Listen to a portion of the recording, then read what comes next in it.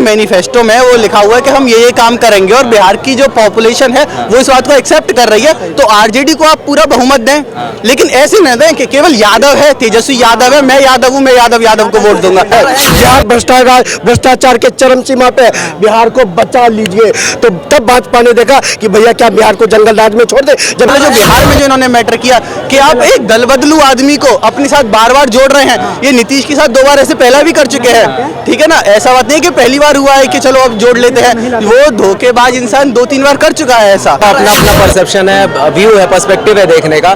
कुछ लोग vote bank के लिए भी कर रहे हैं। सुरक्षित महसूस करना क्या होता है? सुरक्षित महसूस करना केवल ये नहीं होता कि किसी ने आपको मार लिया, लूट लिया। एक stable government is also part of secure system.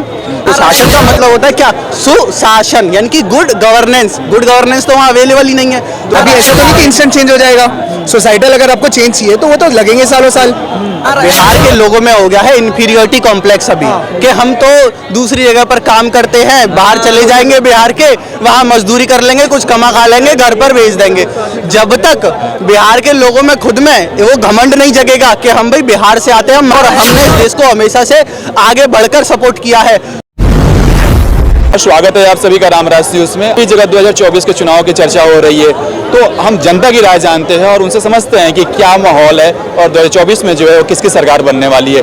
हमारे साथ कुछ युवा हैं। आप एक चीज़ बताइए, 2024 का चुनाव है, इसके सभी जगह जो चर्चाएं हो रही है कि एक बार फिर से मोदी सरकार, तो ऐसा लगता है कि मोदी जी की सरकार दोबारा से आ रही है? इसमें तो कोई डाउट ही नहीं है कि या तो बीजेपी की ही सरकार रही है, और दूसरी बात ये भी है कि हमारे पास ऑप्शन भी नहीं है अभी फिलहाल, जहाँ तक मैं देख पा रहा हूँ, क्योंकि जो ऑपोजिशन है उनका भी कुछ काम वैसा दिख नहीं रहा है। रोड शो कर रहे हैं, बट उसमें भी उनका मुद्दा कुछ वैसा स्ट्रांग नहीं है हमारे।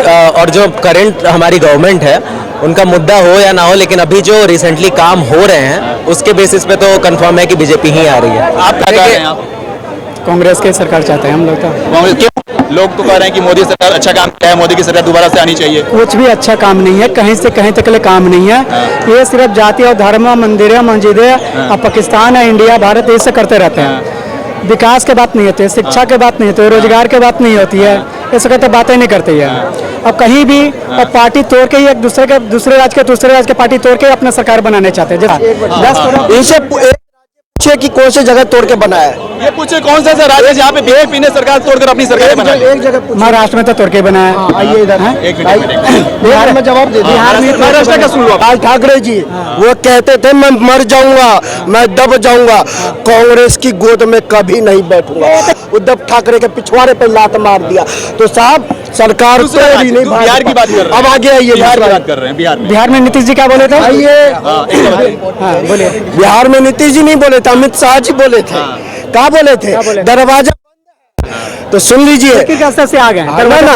दरवाजा भी बंद था, खुले खिड़की में। चाचा सुन लो, कहा सुन लो यार। आपने कहा कि नहीं, आपने कहा कि बीजेपी हर राज्यों में जो सरकार बनाती है वो तोड़ करती है। आपका सवाल ये था कि बीजेपी हर राज्य में गलत तरीके से सरकार बनाती है, वो एक एक करके उसी का जवाब दे रहे हैं। महाराष्ट्र का इन्होंने जवाब दिया, बिहार का जवाब दे रहे हैं आप। दर्द है, मैं समझ सकता हूँ, ये दर्द जाएगा नहीं, अभी थोड़ा और दर्द होगा, सहन करना। नीतीश कुमार जी, अमित शाह जी ने कहा था दरवाजा बंद है। मैं बिहार से आता हूँ, बिहार की धरती से।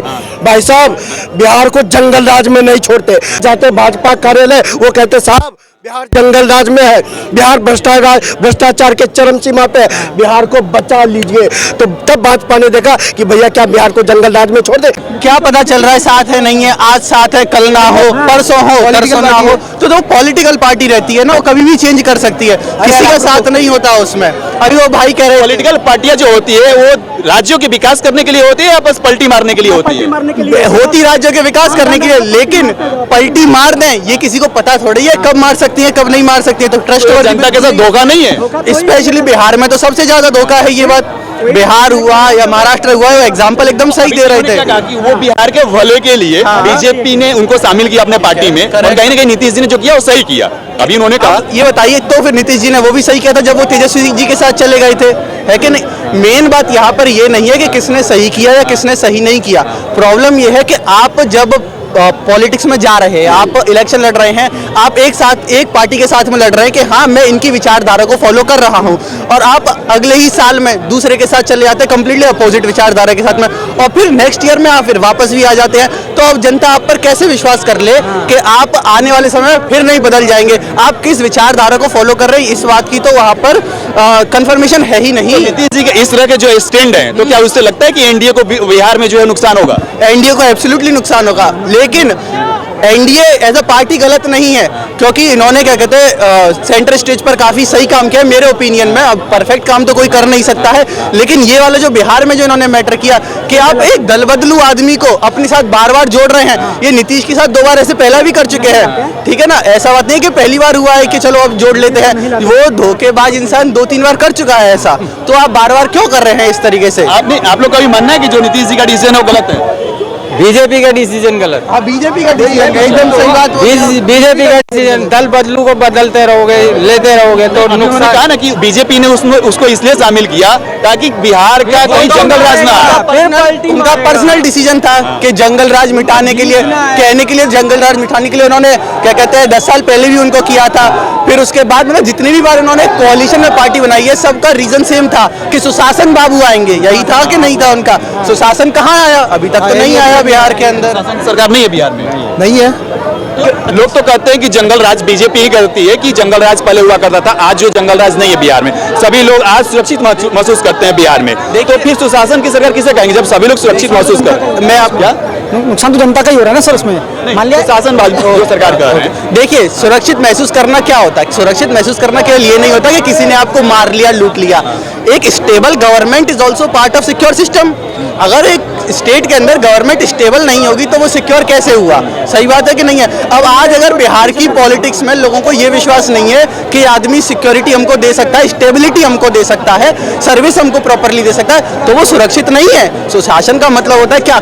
सुशासन, यानी कि गुड गवर्नेंस। गुड गवर्नेंस तो वहाँ अवेलेबल ही नहीं है, तो किस तरीके से कह दे कि वहाँ पर सुशासन है? तो गुड गवर्नेंस के लिए कौन सी आपको पार्टी लगती है कि जो दे सकती है गुड गवर्नेंस? मेन चीज यहाँ पर आती है, क्योंकि अब यहाँ पर पेच फंसा हुआ है। अभी वहां पर क्या है कि हर बार कोई ना कोई कोalition बना रहा है। जब तक वहां की नॉर्मल पॉपुलस, नॉर्मल पब्लिक ये डिसाइड करके कि एक पार्टी को एक्सक्लूसिव फॉर्म ऑफ गवर्नमेंट नहीं मिलता है, तब तक वहां पर ये पॉसिबल नहीं होगा। क्योंकि हमको ये बात भी एक्सेप्ट करनी पड़ेगी, बिहार की पब्लिक जातिवादी पॉलिटिक्स में बहुत ज्यादा इन्वॉल्व है। वो अपने जात के नाम पर वोट देते हैं, वो सुशासन के नाम पर, गुड गवर्नेंस के नाम पर वोट देते ही नहीं है, ठीक है ना? कुर्मी को वोट दे रहा है, राजभर को। तो इस दिक्कत को इंसान खुद सॉल्व करे, पहले अपने घर में, कहते ना कि पहले अपने घर की सफाई करिए, बाद में फिर आप जाके मार्केट की सफाई करिए। लगता है कि वहाँ पे एक पार्टी की बहुमत देते हैं आरजेडी को, फिलहाल एनडीए की सरकार है फॉर एग्जांपल, तो क्या आरजेडी है वो विकास कर सकती है बिहार की? देखिए, अगर आरजेडी के मैनिफेस्टो में वो लिखा हुआ है कि हम ये काम करेंगे और बिहार की जो पॉपुलेशन है वो इस बात को एक्सेप्ट कर रही है, तो आरजेडी को आप पूरा बहुमत दें। लेकिन ऐसे न दें कि केवल यादव है, तेजस्वी यादव है, मैं यादव हूँ, मैं यादव को वोट दूंगा। अगर ये काम होगा तो कुछ भी आप लिख कर ले लीजिए, कभी वहां पर डेवलपमेंट बिहार के हर नागरिक में लगभग मैक्सिमम में है जातिवाद की अगर हम बात करें, ये कैसे दूर होगा? देखिए, आज से 10 साल पहले यूपी में भी सेम सिचुएशन थी। बिहार सेम है, यूपी बिहार सेम है, लेकिन दूर होगा। आप किसी बगैर जात पात की वोटिंग करें, एक निरपेक्ष जो हम सरकार को चुनाव करें, ये कैसे पॉसिबल है बिहार में? क्योंकि आज जो है सारी वोटिंग जात पात पे होती है।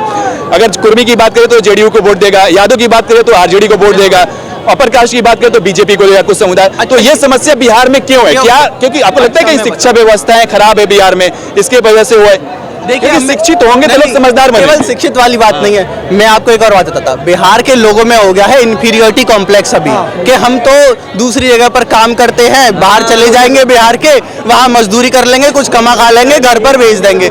जब तक बिहार के लोगों में खुद में वो घमंड नहीं जगेगा कि हम भाई बिहार से आते हैं, हम मगध से आते हैं, मिथिला से आते हैं हम, ठीक है, और हमने इस देश को हमेशा से आगे बढ़कर सपोर्ट किया है, तब तक ये काम नहीं होगा। और प्रॉब्लम वहां पर यही है कि यहाँ पर केवल एजुकेशन का काम नहीं है, माता पिता को अपने बच्चों को ये सिखाना पड़ेगा कि बेटे तुम ना ये अपने छोटे से तुम कुएं में हो, इससे उठकर बड़ा सोचो, और बड़ा सोचने के बाद जब तुम ये डिसीजन लोगे तब जाकर ये काम बनेगा। ये बिहार के नेता जो हैं वो हमेशा जात पात की पॉलिटिक्स करते हैं। अभी जो जनगणना हुआ है वहाँ पे जात पात की जनगणना की गई, कास्ट सेंसस किया गया, इसकी क्या जरूरत थी? आप तो जो नेता हैं ये तो जहर घोल रहे हैं समाज में कहीं ना कहीं जात पात को लेकर के। नहीं, कौन अभी जाएंगे बिहार में तो लोग खुश हैं कि जातीय जनगणना हुई है, उससे हमें फायदा हुआ है, हमें पता चला कितना है? वहीं पर 100 में से 10 तो हो गए ना जिनको समझ आ रही है। वो 10 आगे चल के 20 हो गए, 30 हो गए, हो गए ना। पढ़े लिखे युवा अभी ऐसा तो नहीं कि इंस्टेंट चेंज हो जाएगा।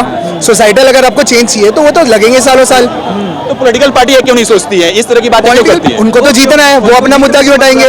वो उनको तो हमारी किसी मतलब है ना। रिस्पॉन्सिबिलिटी है सर, उनकी वो तो नहीं है, हमारी- हमारी रिस्पॉन्सिबिलिटी है वो। कैसे ये बोल रहे हमें सोचना है और फिर हमें डिसाइड करके वहाँ पर फैसला लेना है, वो नहीं तो सोचेंगे। फिलहाल 2024 में फिर कौन दिख रहा है बिहार अभी में? मोस्ट लाइकली बिहार में एनडीए कोalition की ही वो मेजोरिटी रहेगी, लेकिन जो नीतीश कुमार वाला डिसीजन हुआ है उस वजह से उनको थोड़ा नुकसान हो सकता है, लेकिन मोस्ट प्रोबेबली आप देख लीजिए वहाँ से एनडीए ही मेजोरिटी में निकल कर कुछ बाकी आएंगी तो एनडीए। लोग कह रहे हैं कि नहीं, लोग कह रहे हैं कि आरजेडी की लहर है, 40 सीट हम लाएंगे। आरजेडी की भी अच्छी सीट आएंगी, लेकिन मोस्ट लाइकली लोकसभा में। से ज्यादा नहीं आएंगी, क्योंकि पिछला जो उसका इलेक्शन हुआ था, विधानसभा का भी इलेक्शन हुआ था, आरजेडी की सबसे ज्यादा सीट थी, लेकिन विधानसभा था, लोकसभा विधानसभा में बहुत फर्क यस है। यही मैं बता रहा हूँ। उनमें दो चीजों में क्या हुआ, विधानसभा में आरजेडी की लहर थी, आप ये मानेंगे कि नहीं मानेंगे, आरजेडी की सीट भी सबसे ज्यादा थी, लेकिन अगर आप प्रपोर्शन वाइज देखेंगे उसमें बीजेपी की ज्यादा थी, और बीजेपी नेशनल लेवल की पार्टी है, तो जब लोकसभा का इलेक्शन आता है तो उनकी लहर और ज्यादा रहती है, तो लोकसभा में ऑब्वियसली आरजेडी से ज्यादा ही एनडीए वोट परसेंटेज। आप किसको मानते हैं,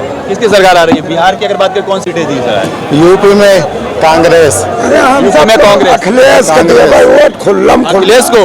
हाँ खुल्लम खुल्ला यूपी में तो सुनने में आ रहा है कि बाबा पूरे के पूरे 80 ले जाने वाले हैं। अब की पता चल जाएगी 80 ले जाइए। क्यों, बाबा ने काम नहीं किया है?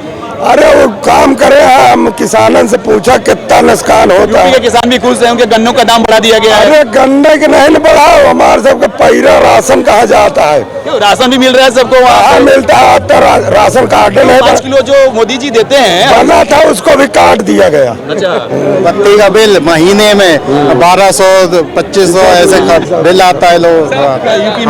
यूपी में बीजेपी की नहीं बन रही है? अखिलेश भैया, अखिलेश भैया, अखिलेश भैया, सरकार बनेगी अखिलेश भैया, यूपी से बनेगी। हाँ जी, सही कह रहे हैं, सही कह रहे हैं, मतलब कह रहे हैं अखिलेश जी आ रहे हैं यूपी में। यूपी में होना चाहिए होना चाहिए, क्यों? लोग खुश है बीजेपी से सभी जगह, हर जगह तानाशाही नहीं चलेगी। तानाशाही हो रही है अभी। हो रही है। ये तो कह रहे हैं कि तानाशाही है, या फिर अखिलेश यादव जी की पहली सरकार थी पिछले, तो माफिया राज चल रहा था। नहीं नहीं कुछ आज अब जो है माफिया राज खत्म हो गया, लोग आज भी माफिया राज चल रहा है। कैसे? अरे बहुत से माफिया टहल रहे हैं, क्या करोगे? बलात्कारी, अत्याचारी, दुराचारी सब तो टहल रहे हैं। तो योगी जी के शासन में भी अभी भ्रष्टाचार और अत्याचारी जो लोग हैं, है। तो योगी जी तो कहते हैं कि हमारे राज्य में रहना है तो बढ़िया से रहना है, तो गायब हो जाओ। उनके राज में रहेंगे, अच्छे से रहेंगे, हम नहीं करेंगे, लेकिन औरों को तो मना करें। और क्यों कर रहे हैं? सबके लिए मना करते हैं। कभी नहीं।